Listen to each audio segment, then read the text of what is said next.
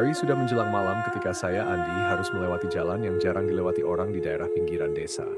Konon, jalan itu disebut sebagai Jalan Raya Dunia Lelembut oleh penduduk setempat. Tapi karena saya tidak percaya dengan cerita-cerita mistis, saya tetap melintasinya. Lagi pula, itu satu-satunya jalan yang paling cepat untuk pulang. Lampu jalan tampak jarang, hanya ada cahaya dari motor saya yang menerangi sekitar. Angin malam berhembus dingin, dan semakin lama jalan terasa makin sunyi. Tiba-tiba, saya melihat seorang ibu tua berdiri di tepi jalan. Raut wajahnya kusut, rambutnya panjang dan berantakan, dan tatapannya kosong. Saya merasa ada sesuatu yang tidak beres, tapi saya tetap berhenti. Bu, kenapa di sini? Ada yang bisa saya bantu? Tanya saya sambil menyalakan lampu motor lebih terang. Dia tidak menjawab, hanya menatap saya sambil tersenyum aneh. Tiba-tiba, tubuhnya mulai memudar, lalu menghilang begitu saja. Saya langsung merinding. Jantung saya berdebar kencang. Tanpa berpikir panjang, saya kembali menghidupkan motor dan melaju lebih cepat. Makin jauh saya melaju, suasana makin aneh. Pohon-pohon di sekitar tampak berubah bentuk menjadi siluet hitam yang menyerupai sosok-sosok tinggi besar. Udara pun semakin dingin dan terasa berat. Seolah-olah saya tidak lagi berada di dunia nyata. Jalannya juga terasa lebih panjang dari biasanya. Tiba-tiba, motor saya mati mendadak. Saya berhenti di tengah jalan dan mencoba menghidupkannya kembali, tapi mesinnya tak merespons. Saat itulah saya mendengar suara tawa kecil, nyaring, dan menyeramkan dari segala arah. Saya menoleh ke sekeliling, tapi tidak ada siapapun, hanya kegelapan. "Siapa di sana?" Saya berteriak, tapi tak ada yang menjawab. Suara tawa itu semakin mendekat, lalu diikuti oleh suara langkah kaki yang berat. Dari arah pepohonan, sosok-sosok hitam berwujud seperti bayangan mulai mendekati saya. Mereka tak memiliki wajah, hanya tubuh berasap dan tangan panjang yang menjulur ke arah saya. Saya panik, mencoba menyalakan motor dengan segala upaya, tapi motor tetap tidak hidup. Akhirnya saya turun dan mencoba lari, meninggalkan motor di sana. Jalan itu terasa seperti labirin, berkelok-kelok tanpa ujung. Setiap kali saya merasa sudah hampir keluar, saya malah kembali lagi ke tempat yang sama. Ketika rasa putus asa mulai merayapi pikiran saya, tiba-tiba dari balik kegelapan muncul sebuah kendaraan kuno. Truk tua itu melaju pelan ke arah saya tanpa pengemudi. Rasa takut saya memuncak. Saya berusaha bersembunyi, tapi tubuh saya terasa berat. Tiba-tiba dari belakang truk muncul sosok lelaki tinggi dengan wajah yang pucat dan mata kosong. Lelaki itu mendekat dengan perlahan, lalu berkata dengan suara berbisik, "Selamat datang di dunia kami. Sini, kau akan terus berjalan tanpa akhir." Tak mampu bergerak. Sosok itu semakin dekat dan menyentuh bahu saya. Dalam sekejap, pemandangan di sekitar saya berubah.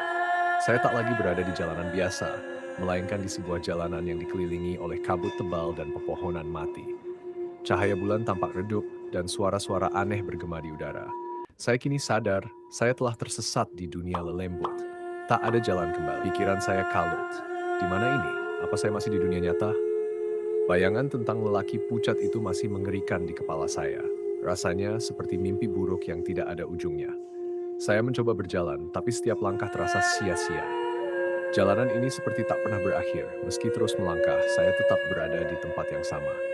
Tiba-tiba terdengar suara langkah kaki lain, pelan tapi jelas, mendekat dari belakang.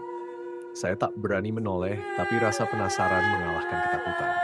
Saat saya menoleh, sosok lelaki yang tadi menyentuh bahu saya sudah ada di belakang. Tapi kali ini wajahnya berubah, lebih menyeramkan. Matanya berwarna merah menyala, bibirnya menyunggingkan senyum lebar yang membuat darah saya berdesir. "Sudah kubilang, di sini kau akan terus berjalan tanpa akhir," katanya dengan suara parau yang menusuk telinga.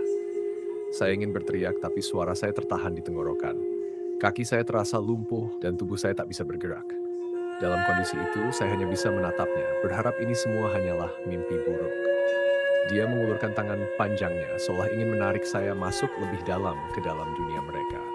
Saat itu, dari balik pepohonan terdengar suara aneh, seperti alunan gamelan yang mengiringi langkah-langkah berat. Dari kejauhan muncul sekelompok sosok berwujud kabur, seperti bayangan, menari dengan gerakan perlahan. Setiap gerakan mereka seolah mengundang saya untuk mendekat. Tubuh saya bergerak sendiri, kaki saya melangkah tanpa bisa saya kendalikan. Saya semakin dekat ke arah sosok-sosok itu. Mereka menari mengelilingi saya, sementara suara gamelan semakin keras dan ritmenya semakin cepat. Sosok lelaki pucat itu tersenyum lebar, seolah menikmati penderitaan saya. "Kau akan menjadi bagian dari mereka," katanya, lalu menghilang dalam kabut. Di tengah-tengah tarian yang semakin mencekam, saya mulai merasa napas saya sesak. Kegelapan di sekitar saya semakin pekat, seolah menelan seluruh kesadaran saya. Setiap kali saya mencoba melawan, tarikan dari dunia ini semakin kuat.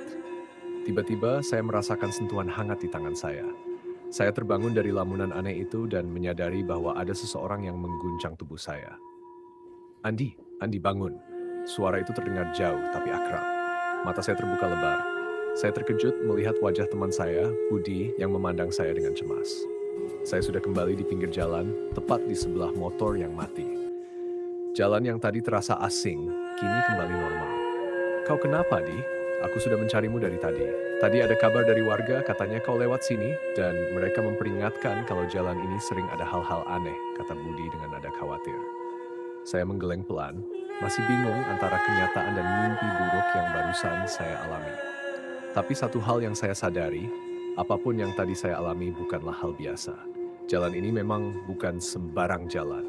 Entah bagaimana, saya merasa sudah melangkah terlalu jauh ke dunia lain. Saya dan Budi pun bergegas meninggalkan tempat itu. Motor saya mendadak bisa hidup lagi seolah tak pernah mati.